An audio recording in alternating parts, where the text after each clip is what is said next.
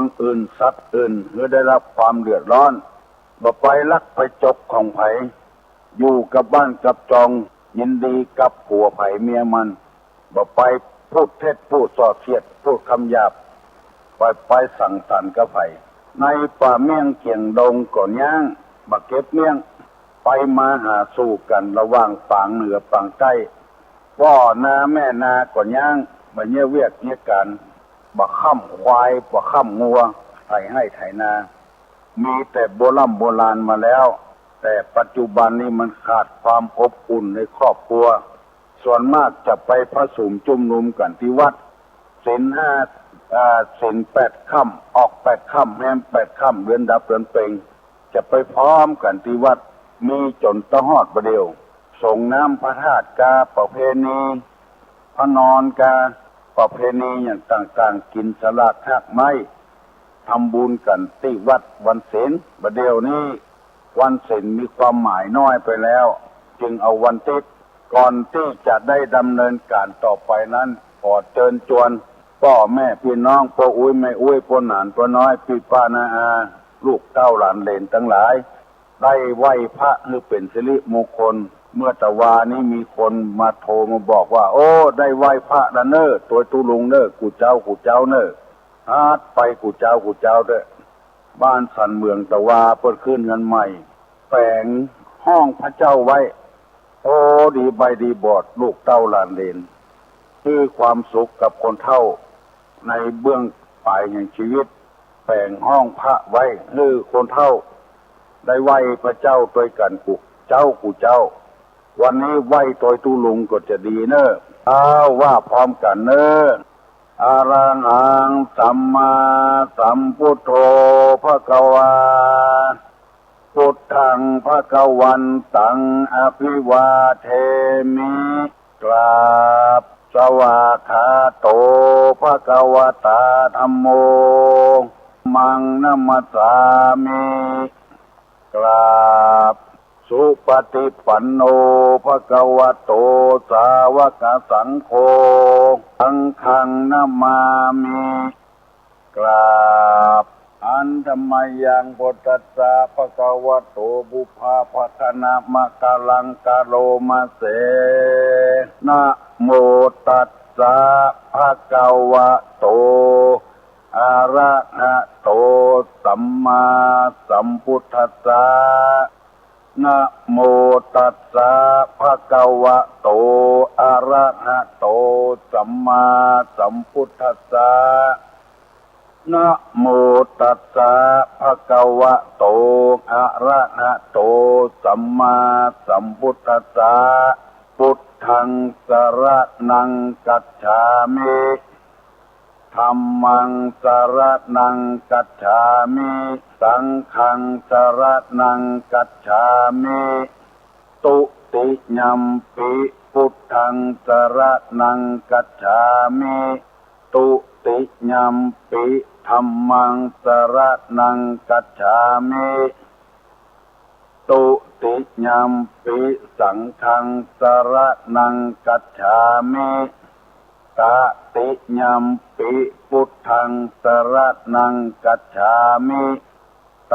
ติยัมปิธัมมังสรณังกัจฉามิตติยัมปิสังฆังสรณังกัจฉามิอิติปิโสภะคะวาอะระหังสัมมาสัมพุทโธวิชชาจารณะสัมปันโน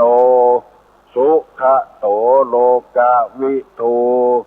อนุตตโลปุริสะ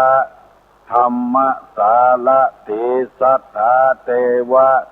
มนุสสานังพุทโธภควาติสวากขาโตภควตาธัมโมสันติติโกกาลิโกเอหิปัสสิโกโอปนะยิโกปัจจัตตังเบติตัพโพวินโยหิติสุปฏิปันโนภควโตสาวกสังโฆ อุจุปฏิปันโนภะคะวะโตสาวกสังโฆญาญะปฏิปันโนภะคะวะโตสาวกสังโฆสามิจิปฏิปันโนภะคะวะโตสาวกสังโฆญะติตังจัตตาลิปุริสายุคานิอัฏฐาปุริสาปุคลาเอสะภะคะวะโตสาวกสังโฆอาหุไนโยปาหุไนโยทักขิไนโยอัญจลิกาลนิโยอนุตตะลังปุญญเขตังโลกัสสติกราบหนึ่งกราบสองกราบสามขอบคุณทุกคนที่ได้ไหว้พระโดยตุลุงมีจิตเป็นสมาธิธรรมนัตถิสันติปรังสุขขังสุขอื่นยิ่งกว่าความสงบไม่มีถ้าคนเฮามีความสงบความสุขย่อมจะเกิดขึ้น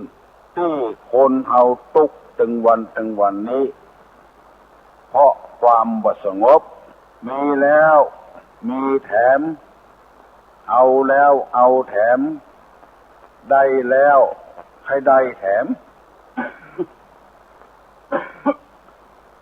บ่มีความพอใจบ่มีความสุขโดยเปิ้น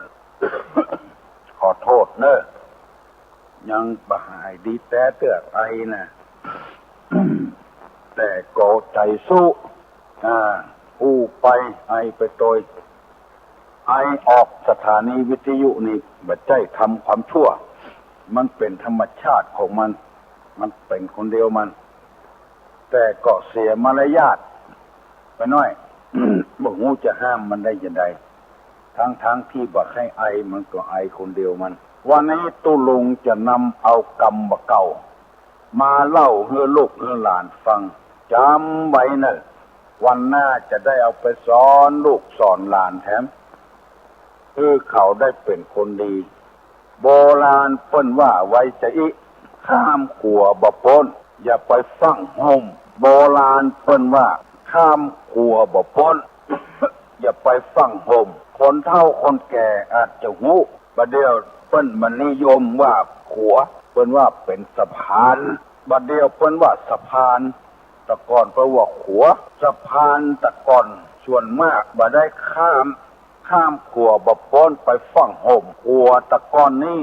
ใจสำหรับแม่น้ำน้อยๆหมอกน้ำเหมืองนี่น้ำชนประทานนี่เปิ้นจะเอาไม้สางไม้บงไม้หวกเอามาก่ายเป็นขัวหมอกข้ามได้น้ำแม่ใหญ่ๆอย่างน้ำเจ้าพระยาน้ำปิงนี่เปิ้นแปลงขัวใจเหือใจแปรคนที่ข้ามขัวนั้นเพื่อหวังจะไปฝั่งพุทธฝั่งทางหน้าพุทธจะลงน้ำมันก็เลิกมันเปียกมันปอนแปลงขัวกายเอาทีนี้ก็เมื่อเอาข้ามยังบ่พ้นเรืออยู่กลางขัวก็อยู่หัวขัวพอให้พอดีฟังห่มเถอะคนตั้งหลังก็จะมาอยู่ถ้าห่มแล้วไม้ขัวมันจะลุดลงเมื่อลุดลงแล้วก็เป็นท่าตกลงน้ำคุณเปียกปอนหมดอุปมาฉันใดเพื่อนเปรียบเทียบว่าคนเฮาที่กำลังจะได้ดิบได้ดีฟังละของเก่าเถอะฟังทิ้งของเก่าเถอะของที่เฮาเคยอยู่เคยกินเคยใจเคยสอยฟังละฟังขว้างมันเถอะเอาเป็นอะไรวะฮั่นก่อนถ้าโป้นแล้วคนอื่นจะได้มาไต่โตยแถมเปรียบเทียบเหมือนก็ว่าคนเอาถ้าได้ดิบได้ดีแล้วไปฟังประมาทอันเก่าเถอะโอ้เกินห้อนตะกอนทุกนี่ฮะเกลียดความทุกข์ตัวเก่าประเดี๋ยวสบายมาหน่อยแล้วก็อู้กันง่ายๆว่าเอ็นละเอ็นละข้ามขัวยังบ่โป้นเตื้อฟังเอ็นละพอได้เป็นแก่มาอู้ง่ายๆเนาะเป็นแก่ก็เป็นแขวนก็เป็นอปจก็อปตอปออย่างนี้หรือว่าได้ทำงานใหม่ๆมาบัดเคยได้ทำงานแล้วก็ได้งานใหม่มาไปอู้อวดเสียก่อน จะทำอันนั้นจะทำอันนี้รุ่นแก่เก่าแคว้นเก่าอบตเก่ามาเนี้ยอย่างเอ๊ะเดี๋ยวนี้ห่มเขาข้ามขัวมาแล้วก็ฟังห่มคือมันหลุดไปคนอื่นจะโตยมันเนี่ยเป็นตู้หลวงใหม่ไปเล่าขวัญตู้หลวงเก่าสมัยคนนั้นแบบเนี้ยอย่างอันเหมือนข้าอย่างมูเนี้ยปวดตัวเก่าอย่างก่อนอันนี้เป็นว่าข้ามขัวบ่โป้นเตื้อฟังห่มอย่างก่อนมันจะหักกามันจะลุดกาขัวมันจะหักจะใดกาอันนี้ขัวข้ามน้ำน้อยๆไม่ใช่ข้ามน้ำใหญ่เหมือนไม่ปิงเจ้าพญาอันนี้ห่มไม่ได้เพราะมันเป็นคอนกรีตแต่ขัวไม้ขัวพอให้พอดีเนี่ยจะไปห่มเตื้อจะไปฟังปวดตัวเตื้อแต่ก่อนทุกข์ยากบัดเดี๋ยวนี้ได้ดิบได้ดีได้งานทำไปว่าเนี่ยตัวเก่าอันเก่าคือทอดหาคนนั้นคนนี้มันเป็นคำสอนนะคำสอนนี่คนเราจะไปประมาทจะไปลาสาในชีวิตของตัวเองและคนอื่นฟังปวดตัวเตื้อวันหน้ามันบัดแน่นอนเตื้อหมู่นี้เป็นต้นวันนี้จะได้นำเอากรรมที่ว่าเหตุที่ทำมือคนอายุสั้นต่อที่ตะวาว่าเหตุคือทำอายุคนสั้นมี5 อย่าง1ไม่รู้จักประมาณไม่ทำความสบายให้แก่ตนเอง2ไม่รู้จักประมาณในการสิ่งที่สบาย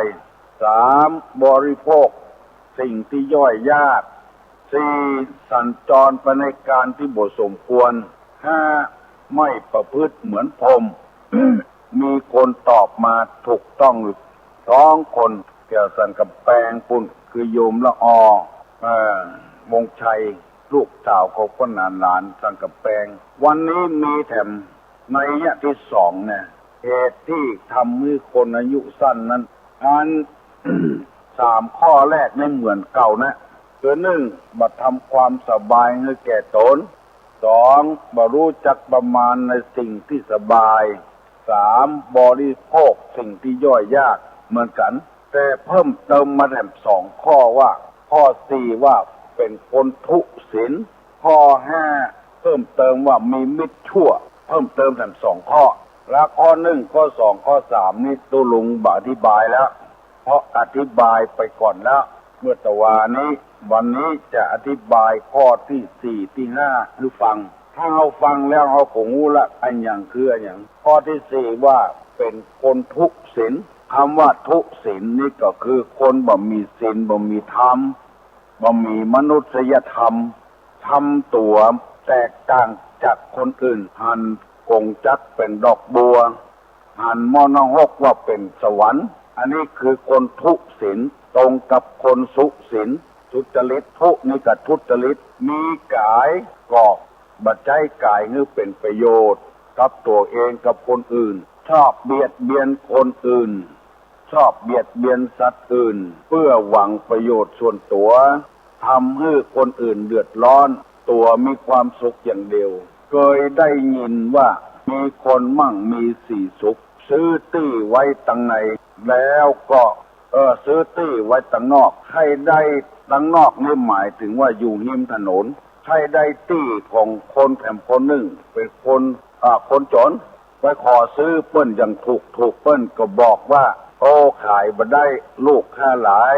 จะเอาไว้แบ่งไว้ให้ลูกคือเต้าวันลุนซื้อก็ซื้อถูกตัวเองเปิ้นบ่ยอมขายคนรวยที่ตุลุงว่าเนี่ยก็เลยล้อมหัวตี้ตัวเก่ามันติดถนนมันเข้าง่ายออกง่ายไปเกิ้งอย่ามดตี้ของคนตกในเข้ายากออกยากกันแกล้ง เบียดเบียนทุศีลบ่หันใจคนอื่นล้อมหัวอย่ามดตี้คนตกอยู่ตังในเข้าก็ยากออกก็ยากบ่งูอย่าไปตังใดฝนมีดจนก็เลื่อมมากรอท่าคนโรยตี้ล้อมหัวตัวเก่าไว้กองเปิ้นลงรถมาก็งอมเขาฟันจนหมอฮับบ่ได้แค้นใจว่าตัวมีตี้อยู่แล้วนักอยู่แล้วไผห้ามก็ตึงบ่ฟังเอาจนตายคำตี้เพราะความแค้นอันนี้เปิ้นฮ้องว่าคนทุศีลเกิดมาจากคนรวยทำไว้จึงทำให้คนตกในแค้นใจ ติดข้อกี่ปีจะประหารชีวิตก็ยอมหมดเพื่อลูกเพื่อเต้าของตนเองอันนี้เป็นต้น เพราะฉะนั้นจึงทำให้คนที่ว่าเนี่ยอายุสั้นลงไปแทนมั่งมีสีสุขอยู่แล้วไปค้ำเทคนอื่นคือเดือดร้อนก็พยายามเกิดมาเป็นคนตึงเตื้อคือมีศีลคือมีธรรมอยู่กันล่งส่งกันปองที่ดินก็คือที่ดินนั่นแล้วมันเกิดมากี่ล้านปีแล้วบุหูไปขังไว้ไปห่วงไว้จะเอานักคนบ่มีก็บ่มีหั่นแล้วมาแบ่งสรรปันส่วนคือกันห้องอยู่บนป่ายไม้ย้อยแย้มไข้หัวห้องตัวอยู่ดินเมาวินร้องไห้มันบ่เสมอกันควรจะมีความเสมอภาคกันจะไปแย่งไปยั้งแผ่นดินนี่สมมติว่าเฮาตายเฮาก็บ่ได้เอาไปเผาที่นั่นไปฝังที่นั่นเพิ่นดึงมีประเหี้ยวประจ้าเนื้อแถมติ้งอันนี้เพิ่นฮ้องว่าคนทุศีลอายุสั้นผัวบ่มีศีล ก็อายุสั้นเมียบ่มีศีลก็อายุสั้นผู้เจ้าบ่มีศีลก็อายุสั้นศรัทธาบ่มีศีลก็อายุสั้นคือเป็นคนประกอบด้วยมนุษยธรรมพ่องอันนี้เป็นข้อที่สี่ที่เพิ่นต่อไว้ข้อที่ห้าปาปะมิตโตแต่ว่ามีมิตรชั่วมีเพื่อนฝูงที่บดี พบกันในทางที่บดีทวนกระแสลม บ่ทำไปตามน้ำทำไปตามตัวน้ำเพียงใดดอกบัวเพียงอันแบบเนี้ยอย่างนั้นไปคบคนที่มันบดีนักเลงกูอย่างอันที่ทำความเดือดร้อนคือตัวเองและคนอื่นนักเลงกูอย่างวันนี้ตุลุงนำมาเสนอทั้งสองข้อคือพี่น้องทั้งหลายฟังเพื่อเมื่อได้พิจารณาว่าเกิดมาตึงเตื้อขออายุได้ยืนยาวอยู่ไปเมินปราศจากโรคภัยไข้เจ็บต่างๆหนึ่งไม่ทำความสบายให้แก่ตนเองทำความทุกข์ความลำบากคือตัวเองบ่อยๆอายุสั้นสองบ่รู้จักประมาณในสิ่งที่สบายหมายความว่ามีอยู่แล้วเอาแถมไอ้อย่างหมู่เนี่ยเวียกเนี่ยการเมื่อวันยังบ่พอเอามาคืนด้วยแถมมาเพื่อได้พักได้ผ่อนของที่มีใจมีสอยแล้วบ่ใจบ่สอยหมู่เนี่ยเป็นต้นมีนาบ่เนี่ยนาอย่างเงี้ยหน้าที่จะได้เข้ามาใส่เล่าใส่หลงมาเพื่อความสบายแก่ตัวเองมีอันใดบ่ใจบ่สอยคือความสบายบ่รู้จักประมาณบางทีก็จ่ายนักลำไปกินนักลำไปหมู่นี้เป็นสองกินข้าวกินของที่มันย่อยยากมาหารแก่ต้องไปหารแก่ปากอย่างเดียวอันนี้ก็อายุสั้นแล้วก็เป็นคนบ่มีศีลบ่มีธรรมแล้วเป็นเอาคนชั่วมาเป็นมิตรตุลงได้ปาปี้ปาน้องไปปะใส่ธรรมะธรรมโมแล้วขอเมตตาเวลาเล่านิทานให้ฟังสักข้อหนึ่งเพื่อจะได้จดจำไว้นำไปพิจารณาอยู่ตลอดเวลามีงูตัวหนึ่งตั้งแต่เกิดมานั้นมันบ่มีความสุขอย่างอื่นนี่มีแต่ความสุขเพราะขัดแย้งกันนี่มีอยู่ถึงวันงูที่เกิดมาพุ่มเดียวกันพ้นตุ้ยปีดีงามกันหมดอยู่อย่างสบายแต่งูตัวนี้มันบ่สบายซะเตื้อ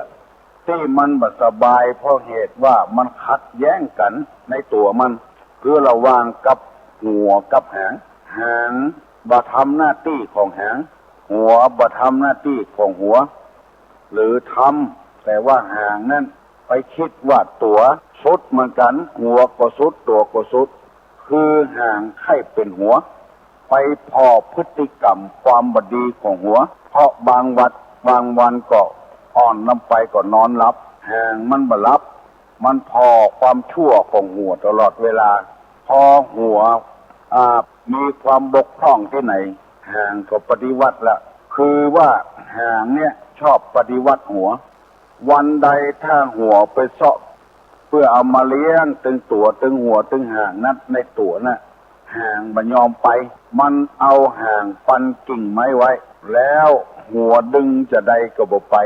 เสียเวลาท่วงเวลาแทนที่จะได้กินอาหารก็บ่ได้กินเสียเวลาทำอย่างนี้อยู่ตลอดพอเปี้ยพอผอมกระดูกสันหลังพอออก เสียเวลาสว่างหากิน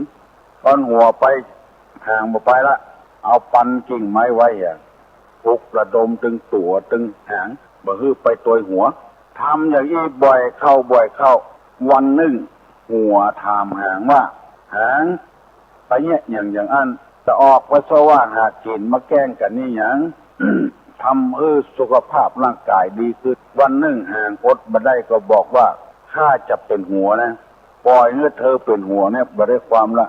หัวก็ว่าหาถามไปอย่างนั้นหัวทำงานผิดพลาดข้ากอบสุดที่สุดเหมือนกันคงจะเป็นหัวได้ว่าอย่างใดก็บอกฟังหัวดึงไปที่ก็บอกไปแถมวันหัวโคตรมาได้หางถ้าอย่างอี้ลำเหลือใครเป็นก็เป็นเตอะข้าจะยอมเป็นหางพอหางได้ยินก็เลยทำหน้าที่เป็นหัวดึงไปเลยเข้าแพะเข้าป่าระยะที่ดึงไปนั้น บ่ได้กินอย่างสักอย่างตึงน้ำตึงอาหารเพราะว่าตัวเองบ่มีปากบ่มีตาบ่มีหูดังบ่มีอย่างสักอย่างอ่องอ้อก็บ่มีอยู่ที่หัวพุ่นหมดดึงเข้าแพะเข้าป่าไปแทนที่จะไปเสาะว่าหากินบุญไปเลยตามอัธยาศัยที่ตนต้องการบุญไปหาป่าหาแพะ ไฟไหม้ป่ามาพับแทนที่มันจะหันไฟไหม้มามันก็บหันเพราะว่าตาไม่ที่หัวพุ่นหมดบุญไปหาไฟที่สุดมาไฟไหม้ตึงหัวตึงหางตายหมดมาเหลือเจือเหลือจัดอายุสั้นไปเห็นแล้วพ่อแม่พี่น้องลูกเต้าหลานเหลนวงศาคณญาติท่านผู้มีสติปัญญาทั้งหลายที่ฟังตู้ลุงอยู่เวลานี้ลองพิจารณาดูอยากให้เป็นใหญ่เป็นโตแต่ว่าบ่มีกำลังอะไรอย่างสักอย่างทหารตำรวจก็คุมบ่ได้ ตัวบ่มีอำนาจบ่มีหูบ่มีตาเตื้อหน้าที่ปล่อยให้หัวไปเสาะว่าหากินเอามาเลี้ยงครอบครัวเลยสะดุดไปอย่างมดเพิ่นจะมาลงทุนอย่างก็บ่กล้าลงทุนไผแค่เนี้ยอย่างก็เนี้ยตามอำเภอน้ำใจถ้าตัวมีอุปกรณ์สักอย่างหนึ่งในความเป็นหัวเช่นมีหูดังกามีลิ้นมีปากมีเขี้ยวมีตาตัวบ่มีอำนาจสักอย่างมีแค่ความรู้ความฉลาดอย่างเดียวกินอุดมคติอยู่ในห้องแอร์พุ่นตามันหันรู้ว่าคนใดทุกข์คนใดสุขคนใดรวยคนใดบ่รวยเพราะมันมีอ่องอตัวมีตาตัวมีหูตัวอันซ้ำ จึงพร้อมที่จะเป็นหัวเมื่อเป็นหัวแล้วก็เลยอิจฉาตาร้อนกันกรณีเช่นเวลาเนี้ยเกิดอภิปรายกันหันน้อยนี่น้อยขอฝากขอฟังไว้กับพี่น้องทั้งหลายเมื่อเอาบ่ได้เป็นอย่างเขาบ่มีอำนาจวาสนาเตื้อมีกะความรู้ความฉลาดกินอุดมคติอยู่ในห้องแอร์พุ่นบหารว่า ตื้อเปิ้นบกสวนบกให้บกนาเฮียให้ยานาทุกข์ยากลำบากลำบนต่อใดบ่ได้หารพ่อตาตัวบ่มีหูก็บ่มี เปิ้นมีเขี้ยวมีงามีเล็บอยู่ตั้งหัวหมดก็คือเปิ้นเนี่ยการพยากรณ์นึกถึงบ้านถึงเมืองนึกถึงความเดือดร้อนของประชาชนพระเจ้าพระสงฆ์พระนายอยู่ในตัวอันหมดตับไตไส้พุงอยู่ในตัวอันหมดตัวแค่หวังอย่างเดียวหวังอำนาจวาสนาหวังแกล้งคนแล้วมันมีความสุขหมู่นี้เป็นต้นบัดเดี๋ยวนี้ตุลุงได้มาพบพี่น้องทั้งหลายแล้วเนอะหลังชั่วโมงฝ่ายนี้จะเปิดโอกาสให้พี่น้องทั้งหลายได้สนทนาปราศัยกับตุลุงได้อู้กับตุลุงเพื่อจะได้รู้ว่าตุลุงนำมาเสนอเนี่ยมันผิดที่ไหนท่องมันถูกที่ไหนท่องมันดีที่ไหนบ่ดีที่ไหนเอาช่วยกันแก้ไขนะสถานีวิทยุนี้ทำเพื่อชุมชนเพื่อเข้มแข็งคือคนได้ฟังกันไปที่ไหนก็มีคนบอกว่าโอ้ฟังเนอะครอบครัวนี่ฟังเนอะ ฟังถึงลูกถึงเมียถึงพ่อถึงแม่บ่มีโอกาสได้ส่องสอนลูกสอนเต้าก็เปิ้งบุญตุลุงนะได้สอนแต่ว่าก็ไปที่ขึ้นนั้นใหม่บ้านสันเหมืองเลี้ยวแปลงใดเปิดก็ว่าฟังตุลุงฟังตุลุงดีอกดีใจแต่ว่าแต่คนเลยแมวก็ฟัง แมวก็ฟังตุลุงอันคนเนี่ยชื่อแมวฟังตุลุงตัวดีอกดีใจตัวมาเดี๋ยวนี้ตุลุงเปิดโอกาสแล้วเนอะหลัง30 นาทีมาแล้วลูกเนอะไผ่ยังปัดได้ลูกก็ลูกเนอะวันติดก็จ้างเถอะ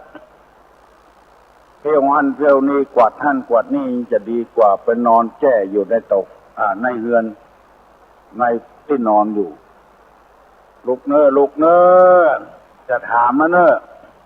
10 ตีนเดินมาหลังคามุงสังกะสีอันอย่าง10 ตีนกันนะเดินมานะ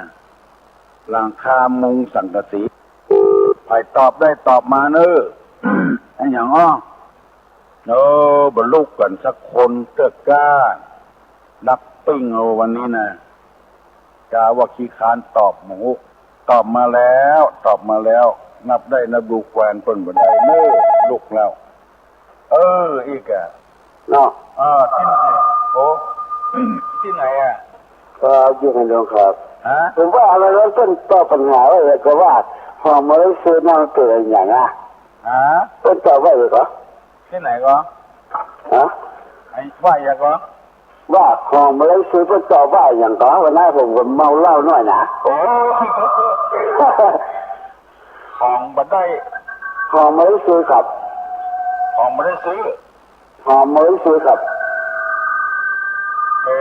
ตอบว่าอย่างมูนลืมไปหลายวันละครับเมาเหล้าอย่างน้อยครับวันนั้นน่ะวันนั้นเพิ่นตอบว่ามันเป็นสินตัดสิน5อยู่นะน่ะก็รู้เหมือนกันนะตอบนะเป็นว่าสิน8สิน5ว่ะว่าหอมไม่ซื้อว่าเตือนอย่างหอมมาได้หอมไม่ซื้อกับหอมบริสุทธิ์ครับคือสิน8สิน5มันเพิ่มตอบมาว่าเป็นสิน8สิน5ว่ะมันเป็นคนไม่รู้แจ้ให้จะแม่นนะก็ใช่ไหมไอ้ยังครับผมตอบไปแล้วเหรอเพิ่นตอบนั่นเพิ่นแล้วเหรอตอบว่าใหญ่ว่าแก้มละอ่อนอย่างแก้มละอ่อนครับถ้าจะแม่นเนาะมันหอมไม่สุดหรือเปล่า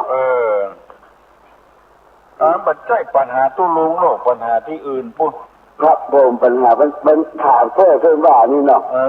ครับผมนี่นะครับครับยินดีครับ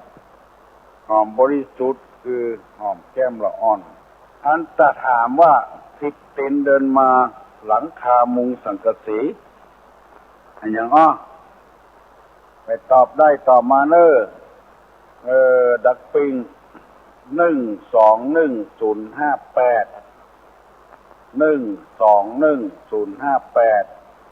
10 ตีนเดินมาหลังคามุงสังกะสี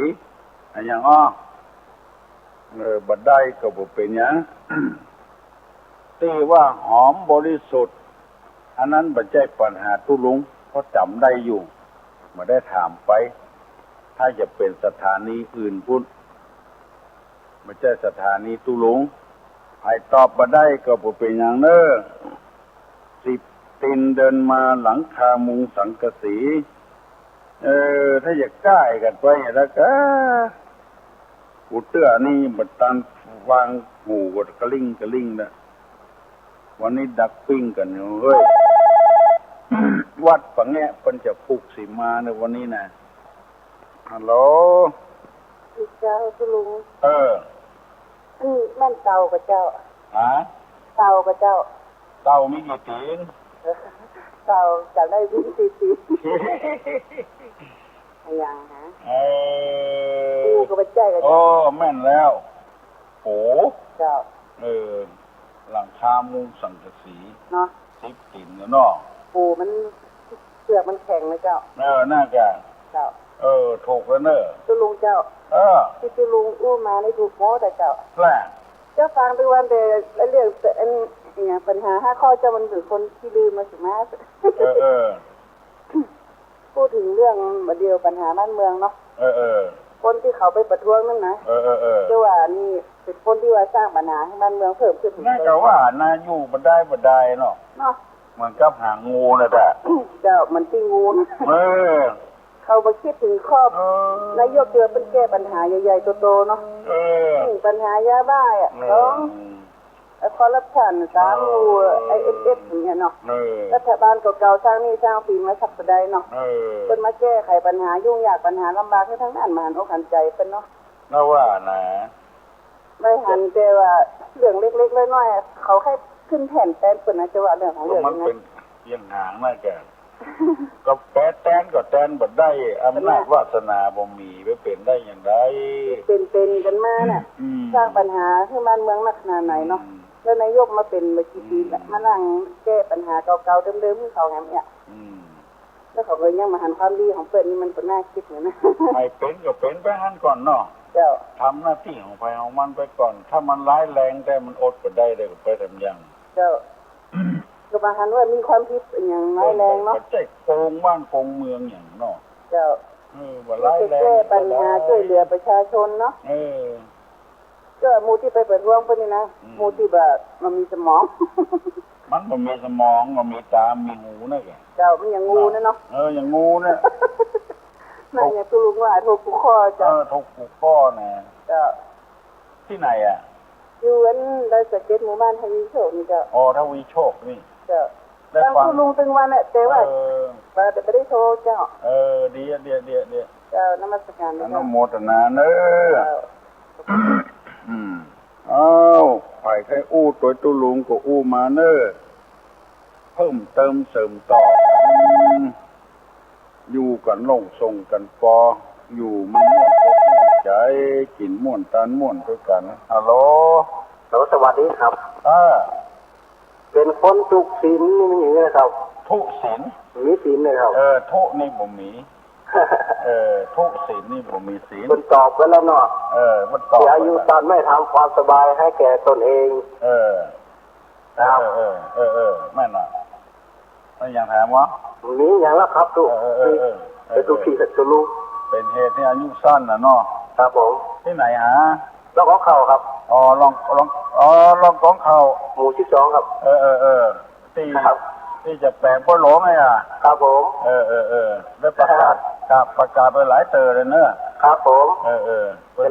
ผู้กันหมดอ่ะเนาะครับผมกินหมดตานหมดน่ะเนาะครับกินหวานตานตอมแปลงโคตานเหรอครับผมโคตานบานน่ะครับแปลงแล้วรถมาแปลงครับปู่ย่ามาครับปู่เจ้าครับตอนนี้แล้วน่ะครับผมเซ็งหน่อยโดยแล้วก็เงินเขาวัดเขาวาโดยเนาะครับเอาบุญรักษาเนอะครับผมโชคดีเอาเนอะใครอู้ก็อู้มาปรึกษาหารือกันพี่หู2น้องหู1พี่หูปอพี่ปองน้องหูน้องเก่าฮัลโหลครับไม่สาครับครูครับผมดิจวานที่บ้านอย่างเหรอเรื่องป่าเป้าเว้งป่าเป้าครับผมก็นี่วันนี้กับนี้ปัญหาแห่งน้อยเนาะครับถามตุลุงอ่ะที่ตุลุงว่าตานน้อยได้บุญน้อยตานนักได้บุญนักแล้วผมจะใครถามว่าถ้าคนไปตานคนทุกข์นี่มันมาที่ใจสงสัยเนาะบุญน้อยนี่เป็นตานเอาหน้าเอาตานี่จะได้บุญเหรอบุญนี่แปลว่าความดีเนาะครับถ้าเอาหน้าเอาตาก็ได้หน้าตานะกะเราผมก็ไปวัดเนาะไปวัดอย่างเจ็ดสังกาเขาก็ขอเปิดคนบอกว่าที่หูไว้ฟังไว้ตาไว้คอเนาะครับผมก็คอบางคนก็มีหน้ามีตาแต่ตาเขาจืดเขาเสียงผมว่าทุกสิ่งทุกอย่างแล้วอย่างตุลุงว่าน่ะมันกินเหมือนได้ทุกสิ่งทุกอย่างนะเอาบุญว่าเอาตามไปแล้วก็แล้วไปเฮียนะว่านี่ถึงได้บุญหนักกว่าเขาจะเอาบุญก็ได้บุญจะเอาหน้าก็ได้หน้าเสื้อก็ยืมหมดคนมาตานก็ได้นี่ครับก็ผม ก็อย่างที่ลุงว่าเนาะกินเงินเปิ้นจะไปกินเงินเปิ้นน่าจะผมชอบตะลุงอย่างหนึ่งครับโอ้ไหนแม่ผมอยู่เนี่ยเป็นว่าลูกเนออย่างตะลุงว่าเนี่ยครับ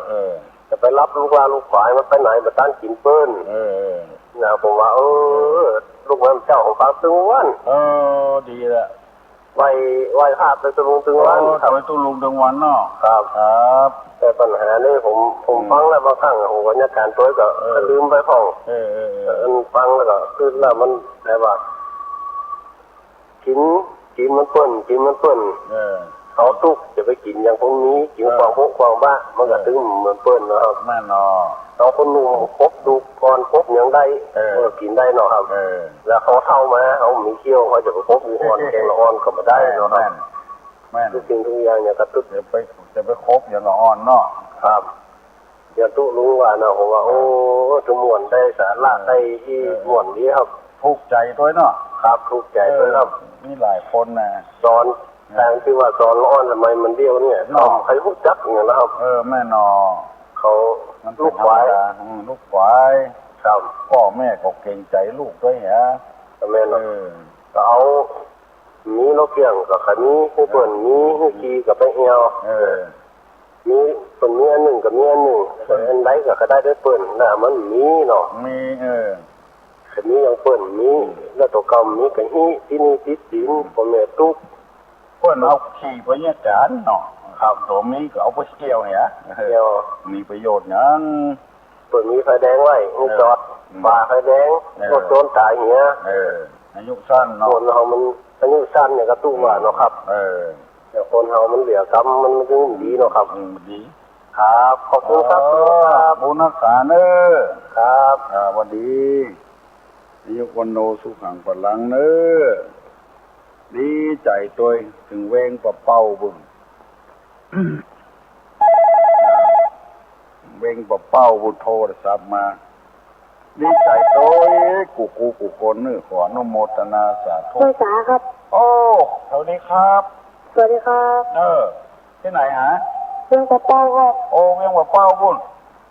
แล้วมาอยู่จังไหนฮะจังไงครับอยู่จังไงบุญเดนี่ครับได้ยินเหตุผลว่าครับดีครับโอ้อันกะครับบ้านอย่างไรบ้านน้องครับบ้านร้องครับน้องอยู่ชั้นอย่างล่ะม.1ครับม.1อยู่ม.1ครับม.1ล่ะฟังตุลุงเหรอครับฟังทั้งวันเหรอทั้งวันนะครับทั้งวันอยู่บ้านร่องจะถามตุลุงแกว่าจะมาอู้ตัวกันมาได้ด้วยกันได้ครับม่วนก็ฟังตุลุงม่วนก็ม่วนครับได้สาระครับได้สาระดีครับมีหูเรื่องหูราวดีเนาะครับไผ่ฟังตัวให้พ่อฟังคนเดียวครับพ่อแม่บอกฟังตัวครับดีเนอะเนาะไปได้เบอร์โทรศัพท์ที่ไหนอ่ะได้วิทยุนะครับที่ตุลุงว่าน่ะ121-058แน่นอนครับบ้านร่องตำบลอย่างไงอยู่ที่ใหม่ครับจะดีใหม่แพ้ยินดีนะน้องเนอะครับภาษาครับครับละอ่อนมอนึอยู่เวียงปะเป้าโทรมาหาตุลุงฮัลโหลภาษาตุลุงครับอยากเขาถามว่าพี่ตู้อันอย่างที่เพิ่นไปประท้วงกับเพิ่นที่กรุงเทพฯพุ่นน่ะบ่ใช่ตู้เว้ยมันแค่เป็นตู้นะเรื่องมันนะเดี๋ยวก็เดี๋ยวเนี่ยตุลุงกูฟังนะครับผมมันเป็นตู้อยู่ก่อนแล้วก็มันว่ากฎหมายระเบียบของคณะสงฆ์เนี่ยแน่นหนาลงไปบัดดูตั้งปฏิบัติ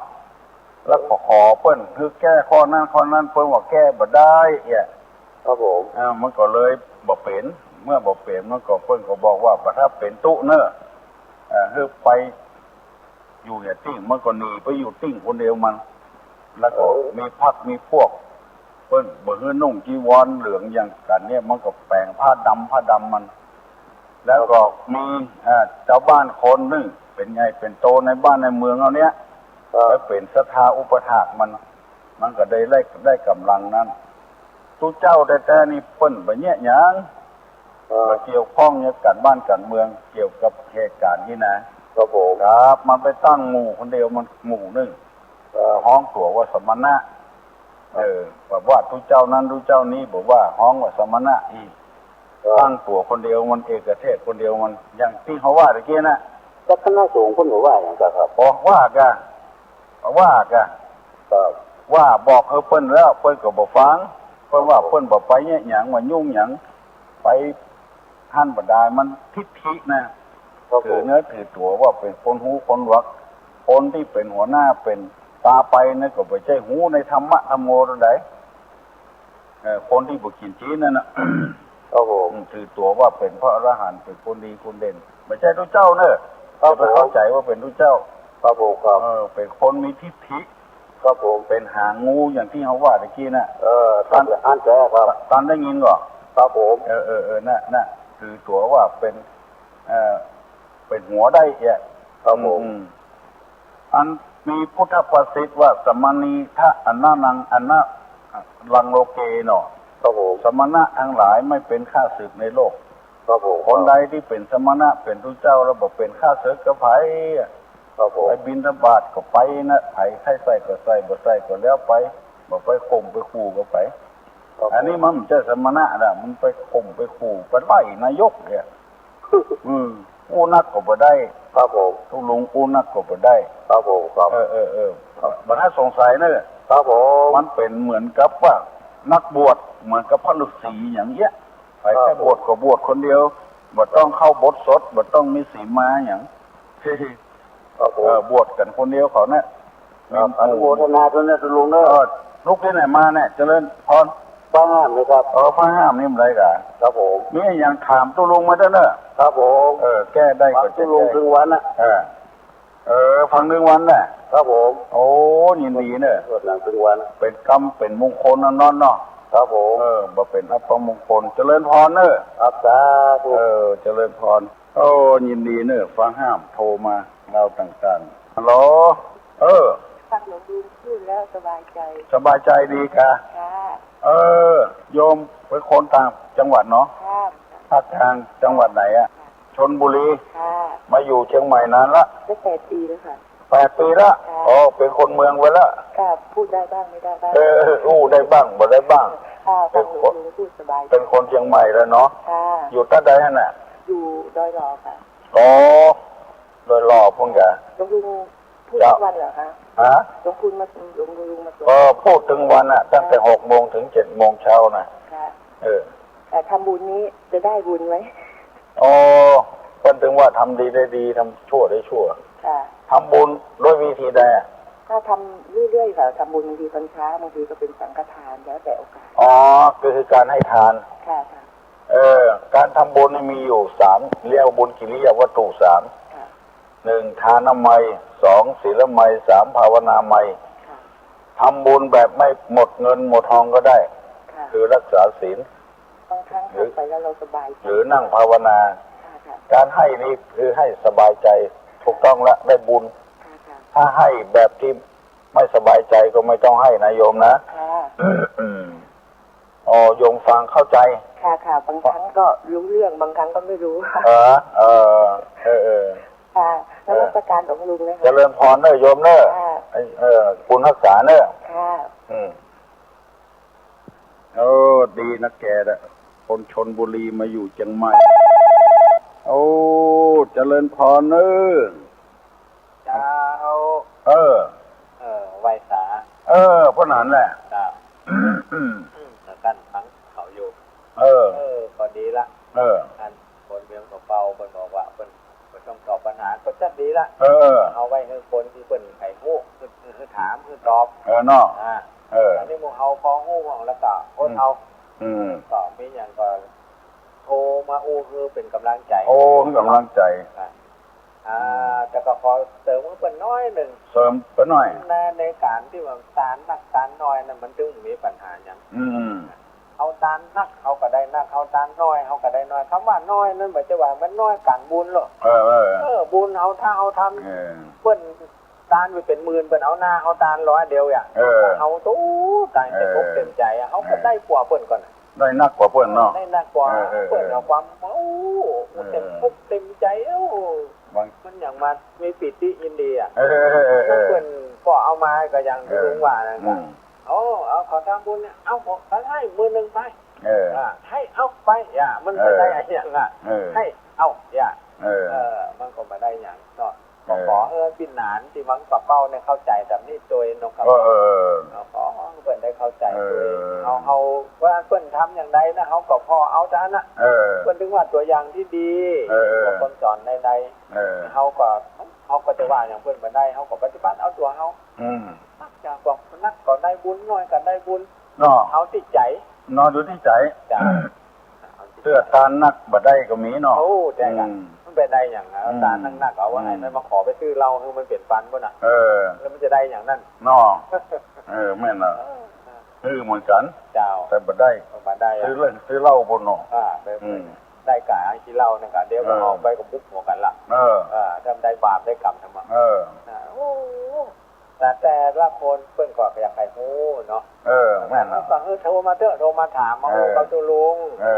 แต่ตุลุงก็จะได้มีกำลังใจก็จะได้อยู่สบายขึ้นนักน่ะมันทำงานก็คือได้ผลเนาะเจ้าบ่ได้ผลเฮาก็บ่ให้ทำนั่นโอ้ดีมีคนฟังกันมีคนฟังกันตุลุงยังผัวว่าไปเลี้ยงปลาเป้าห้าบ่ได้ก็นั้นถึงบอกแล้วโดโอ้ไม่ดีปลาเป้ามาบางคนเลี้ยงปลาเป้าก็โอ้อยู่ไปต่างจังหวัดนั่นเนาะเจ้าไปลำปางไปละอ่อนเนาะแม่ถ้าเพาะคาลำปางบนไปจะทำได้หมดอ่ะเมืองปานไปเอามันก็ติดเลี้ยงกับเป้าไปละแม่นเนาะก็โอ้ก็ดียินดีกับมันเขาแท้ๆนะเขาฟังเขานี่นะสนใจเนาะครับเพิ่นเข้าใจเพิ่นก็ได้บุญได้กุศลเนาะทุกคนฟังธรรมะธรรมโมเนี่ยโอ้จะได้อยู่เย็นเป็นสุขคืออันยังก็ได้ง่ายๆปฏิคัดอันยังอ่ะหมู่นี้น่ะลิดคัดปฏิคัดอย่างเวลาเขาก็ของสิ่งที่ดีๆทั้งนั้นไปตั้งกับแม่เจ้ามาเป็นสิ่งที่ดีนั่นแหละอย่างอีน้องที่มาอยู่ดอยหล่อเป็นคนใจคุณคนใต้เนาะเปิดมาอย่างทำบุญก็ทำบุญก็ทางเปิดทำทางถูกมันก็ถึงได้หมดอ่ะจากสังฆทานจะยังกระจ้างอ่ะแต่ถ้าเอาอย่างที่ลุงว่าบุญกิริยาวัตถุทั้ง3มันต้องเสียเงินเสียทองกันได้บุญเสียเงินเสียทองเนี่ยรักษากายวัดจัดใจเหรอก็ไปเสี่ยงสตังค์มันถึงได้แต่นี่ข่าวไข่คือหมู่ที่เพิ่นกำลังฟังอยู่ก็ดีที่เพิ่นไปได้ฟังคนไหนได้ฟังแล้วก็ขออู้กันต่อไปขอได้เจ้าหนึ่งได้สักน้อยหนึ่งก็เอาละเอาละตัวลุงอู้ตั้งเป็นชั่วโมงอ่ะถ้าขอได้สัก5 นาทีหนึ่งเอาฟังสักน้อยหนึ่งแล้วก็โยกมือไหว้สาธุก็เป็นอย่างการงานเถอะต้องเป็นอย่างเนาะครับอันนี้ก่อนเนาะครับออกอาการวันอย่างผมออกวันอังคารกับวันพฤหัสวันจันทร์วันพฤหัสแล้วก็TM 777 97.5นี่วันเสาร์กับวันอาทิตย์3 โมงวันนี้กับเดียวนี่ไปละTM 97.5นะตั้งแต่8 โมงถึง 9 โมงจะเริ่มพรเนิ่นนานเนอะจ้าดีมีสุขอายุมั่นขวัญยืนฮิบมาก็ขึ้นมีโชคมีลาภบุญรักษาเนอะขู่คนยังแถมน้อยเนอะจับ7 โมงนะลุงจะได้ย่างละไผ่ไก่อู้ตัวก็อู้ตัวเนอะ121058กำมาอู้อู้กูอู้มาเอาโอ้เข้าใจกันน้อยได้อยู่ประการหลวงลุงอยากจะถามว่าที่นี่เขาพูดว่าถ้าสามีตายไปนี้เราไปทำบุญก็ไม่ได้จริงเหรอคะโยมที่อันน้อยรอนั่นเหรอค่ะคือเรื่องมันเป็นอย่างนี้นะค่ะสามีตายไปแล้วภรรยาทำบุญอุทิศให้แล้วสามีจะไม่ได้คือเรื่องมันนี่เป็นเรื่องใหญ่หน่อยแต่ขอเมตตาเวลาสักหน่อยนะคือว่าถ้าสามีตายไปแล้วและภรรยาไปได้สามีใหม่เวลาไปทำบุญนั้นทำบุญให้สามีเก่า สามีใหม่มันจะไม่พอใจว่าตัวเองเนี่ยมาใหม่ทำไมไม่เคารพนับถือไปทำบุญให้สามีเก่ามันก็โกรธแค้นขึ้นเรื่องมันเป็นอย่างนี้เขาก็เลยบอกว่าไม่ต้องทำให้สามีเก่าละมีสามีใหม่ก็บำรุงสามีใหม่ไปเรื่อยๆเคยผิดร้องห้องเถียงกันมามากแล้วบางทีกำลังกินข้าวอยู่พูดไปไปนึกแต่สามีเก่าสามีใหม่มันก็แค้นขึ้นมาในกันโตเข้านะวัดหัวเมียมันจะไปโคตรเอาที่ฝังมาอย่างมูนี้เป็นต้นเพราะว่าคนเรานะมันยังเป็นปุถุชนอยู่มีถ้าจะทำบุญก็ได้ทำไมไม่ได้แต่ว่าจะไปให้สามีใหม่รู้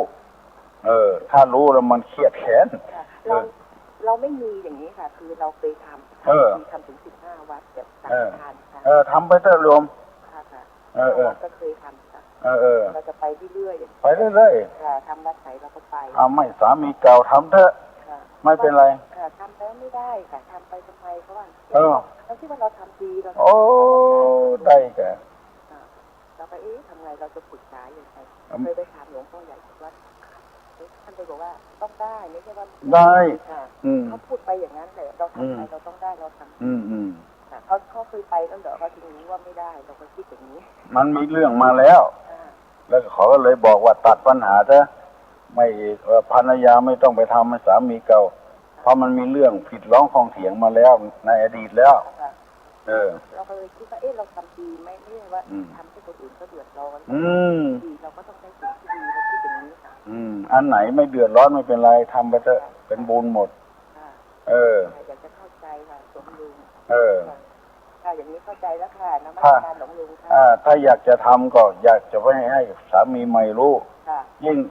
เราไม่แต่งงานอีกก็ทำไปเถอะไม่มีอะไรขัดข้องเลย